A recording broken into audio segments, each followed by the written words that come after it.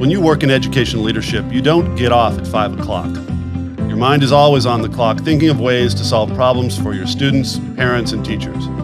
On the Clock is your go-to podcast to learn valuable insights from education leaders across the United States.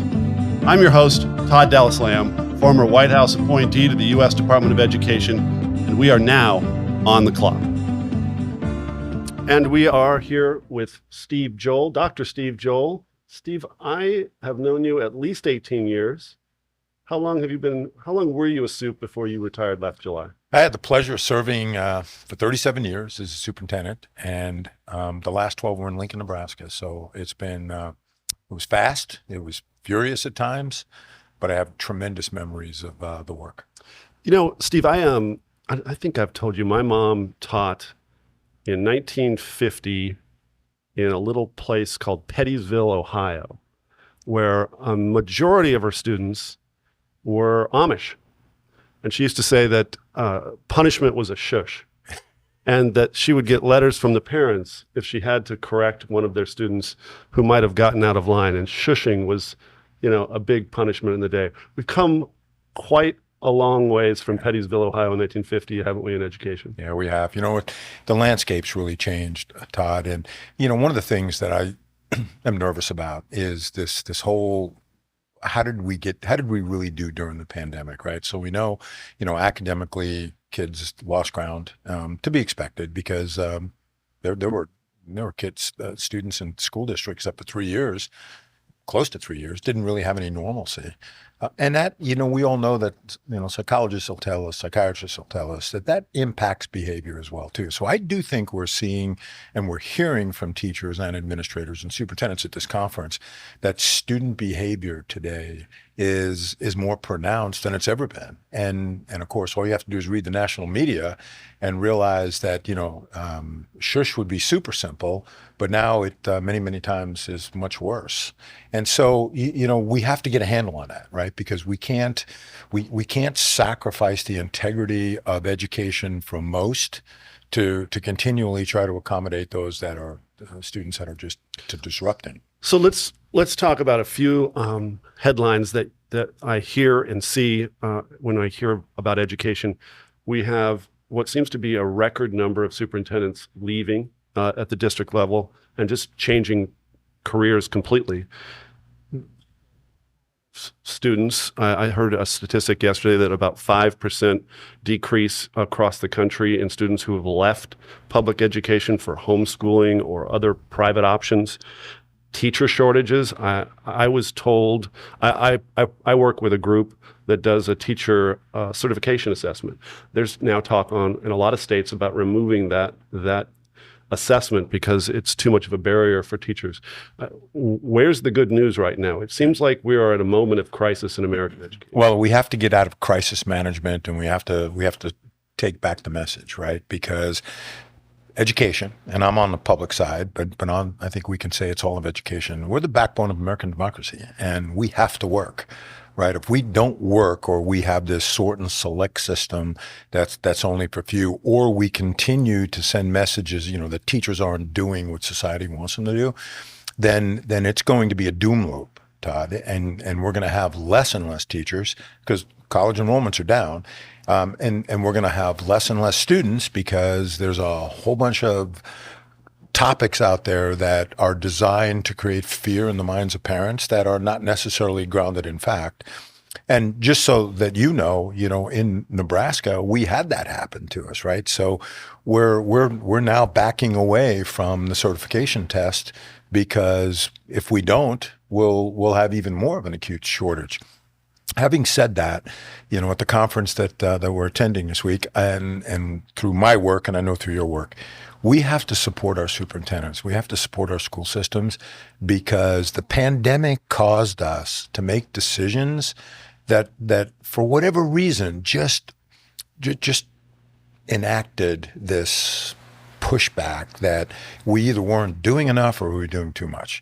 And that's a no-win situation for superintendents. And the teacher in the classroom, when they see the crowded boardroom where folks are on either side of that equation, they begin to think to themselves, is this what I want to do? And just in the last couple of days, having conversations, table conversations, 50-year-old superintendents that are going to retire in a year or 2 years.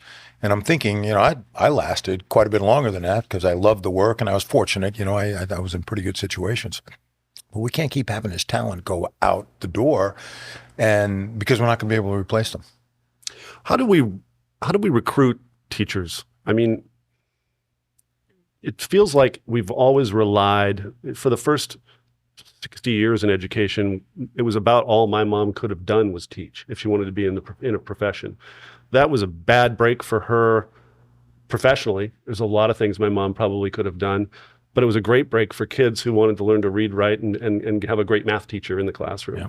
Well, what are universities doing to try to pull more students into that pathway? They're struggling. A couple of thoughts that I have, and we've been involved in some conversations on that. One is we have to revere teachers, right? That has to be a profession that makes all the professions possible because we know it is, but we need teachers to be valued and not be devalued, right? So things like we're going to ban any book that anybody takes exception to, or, we're not going to allow you to teach slavery because we don't agree with it, or the whole, we could just go on and on and on. The restrictions that are being placed right now on teachers are making it next to impossible for them to create relationships with kids because they can't answer certain questions that are coming to them because a district or a school or a family or, a community is saying, those are taboo. So that's one thing. We've got to place greater reverence in the teaching profession. There were 5 reasons when I showed up at Doane University in Crete, Nebraska in 1972, and I was thinking about a major. The person who was talking about education said, there's 5 reasons you want to be a teacher: Saturday, Sunday, June, July, and August. Yeah. And I said, I'm in. That's great. I could play softball, I could do all those things I wanted. Reality of it is, there's a lot on teachers' plates today. They don't get June, July, and August off. They don't get Saturdays and Sundays off. We have to figure out ways to be more creative, probably with partnerships, to take stuff off of teachers' plates, like paperwork, right? For example, special education. I was in a discussion about special education, and they were talking about special education teachers in droves in the pandemic left.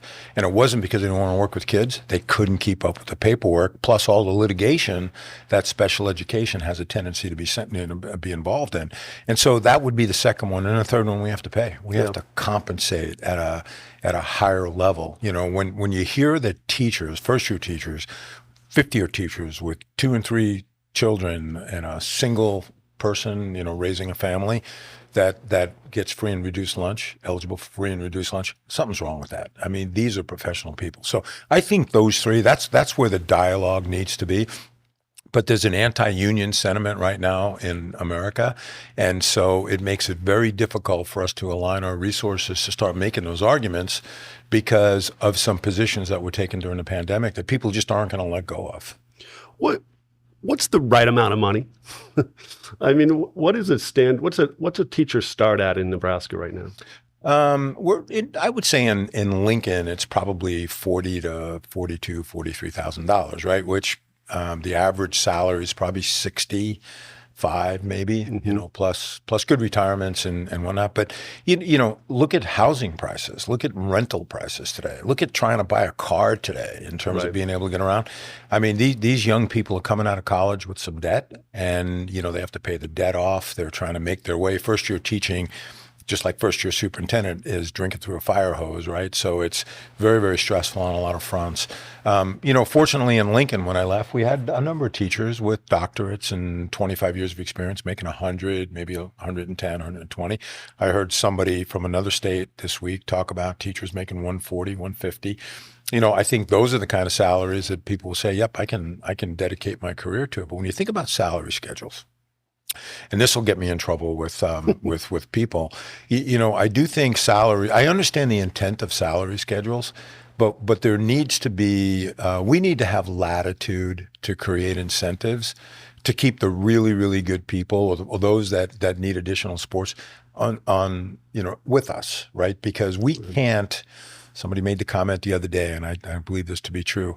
We can't keep having our good teachers in Title I schools get burned out and either get to a non-Title I school or go become an online tutor or teacher, and then be immediately be replaced by a 21-year-old right out of college that's working with the most difficult populations that we have, right? So how do we reverse that? I was conversation just before we came on with a company that's very, very interested in thinking about, is there a way that we can help support what's happening in the classroom so teachers feel better about the work, and can we figure out a way to incentivize that? In Lincoln, I was really proud of the fact that, when we went into the pandemic, one of the things that we did with our ESSER dollars is we found master teachers that would go above and beyond for a nice stipend and create power lessons for all the other teachers that were trying to navigate this hybrid environment. Maybe something like that is the model.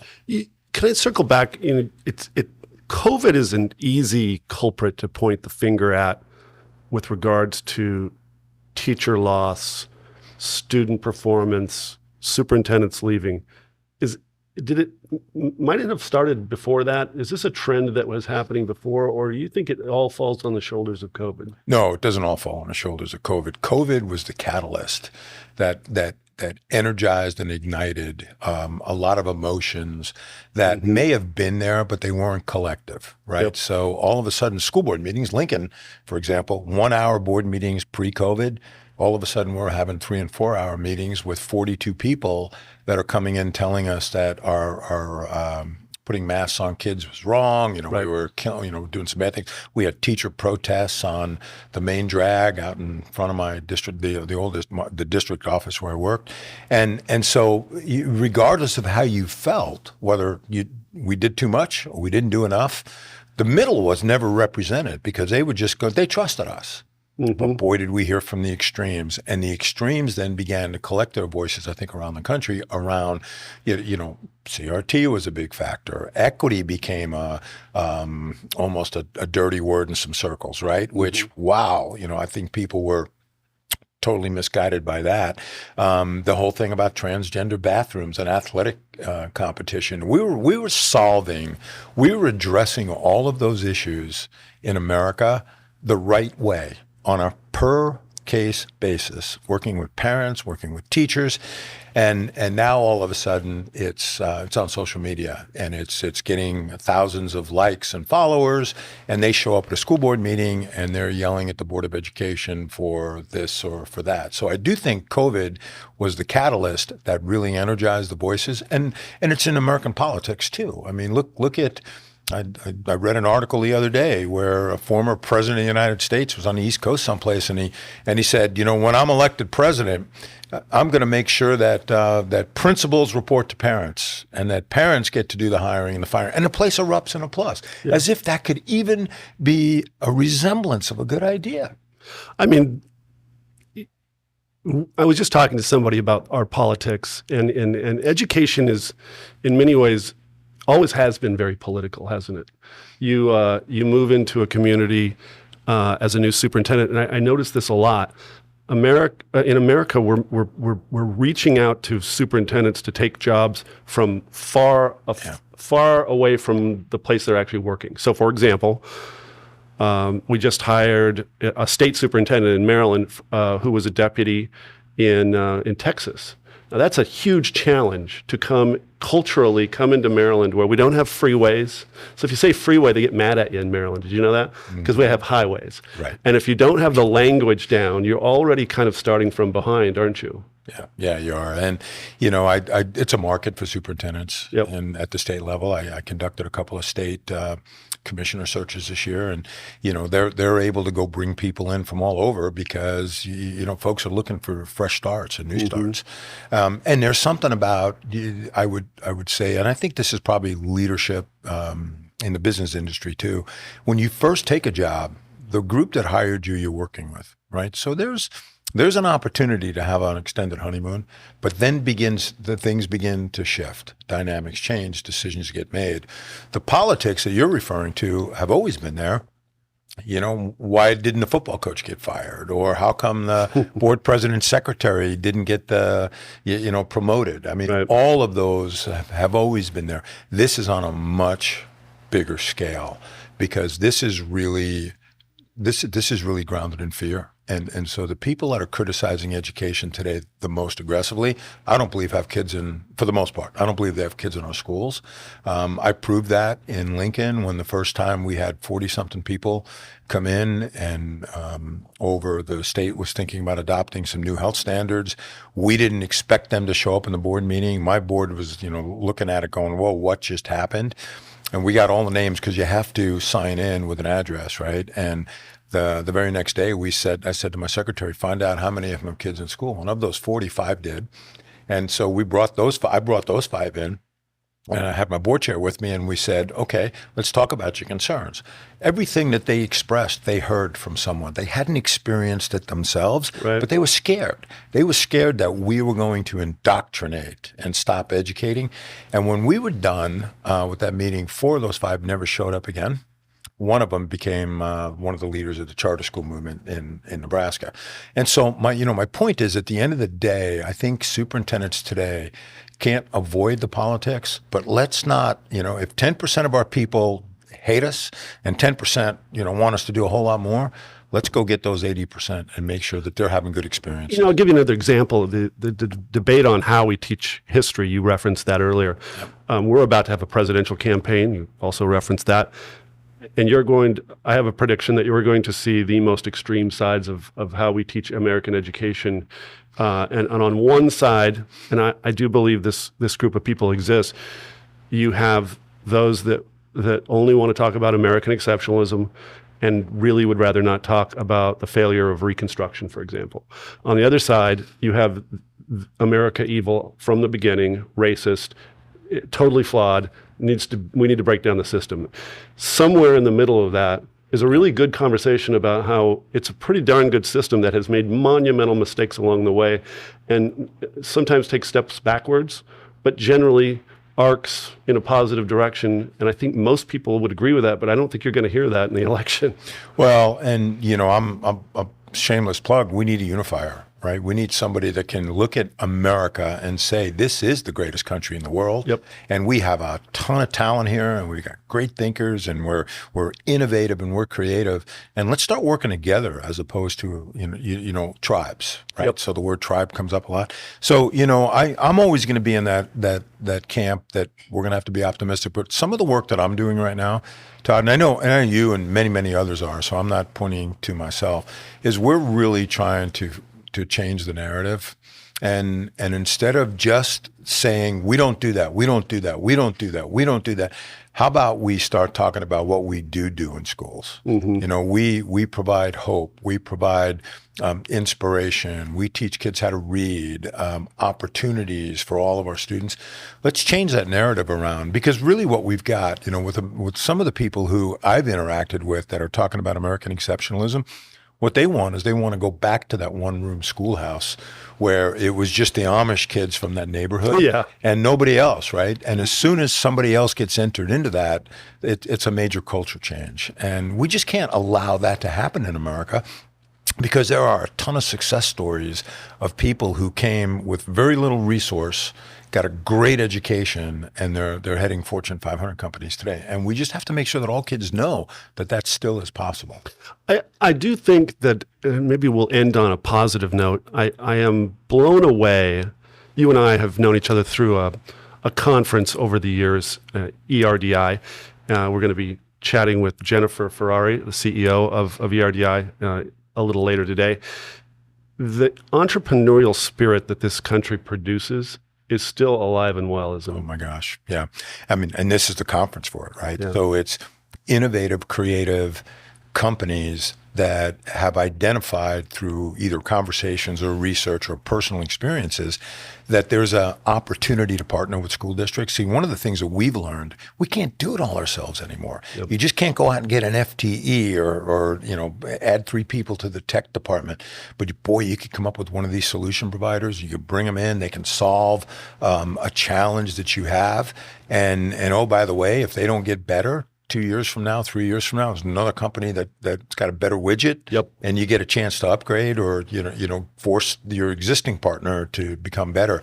So I would say, Todd, and we were talking before we started, the enthusiasm here on the part of the superintendents and the solution providers, because there's no selling that's allowed here. It's really about conversation around the important challenges in education and how can we work together. And I've been in ERDI for 20 plus years. It's the best conference I ever attend because it's got not only the opportunity to hear things that I wouldn't hear typically in Nebraska, but I learn from my peers, right? Finally, Steve, the big question. Is Nebraska going to figure it out, the football team? Yeah. I went to Ireland last year with my wife, and we the only win that Northwestern had was Nebraska in Dublin. And I told my wife then, we're done, no more. I'm not traveling. And then we made a new coaching hire, and we've got the number 14 recruiting class in 2024. Got a whole bunch of D1 transfers, and Coach Rule is all over Lincoln and the state, shaking hands and talking. He's very open. So, yeah, I'm an optimist. I'm drinking the Kool-Aid again. I'm a Buckeye fan, but I just listened to a podcast about 3 different Buckeye reporters. Their favorite place to visit in all of the Big Ten, Lincoln, Nebraska. Yeah, let me know if you ever want to come out. It'd be fun. I would love to come to that game. Lincoln's a great place. We're a great venue. And here's the thing I love about Nebraska. Win or lose, and we've lost a lot lately, we still pack the place. We still have 80,000 people showing up at a spring game. It's incredible. Right? I mean, the amount of red you see in Lincoln when you walk around on a weekend is nothing short. You're rocking it today. I'm rocking it today. Yep. Steve Joel, you are a great friend, great leader, and an inspiration. Thank you so much for being on the show. Thank you, Todd. Appreciate it. You bet. Thank you for listening. If you enjoyed this conversation, subscribe to our YouTube channel and find us on your favorite podcast platform. On the Clock is part of the Strategos Podcast Network. To view the entire lineup of shows, please visit us at strategosgroup.com. See you next time.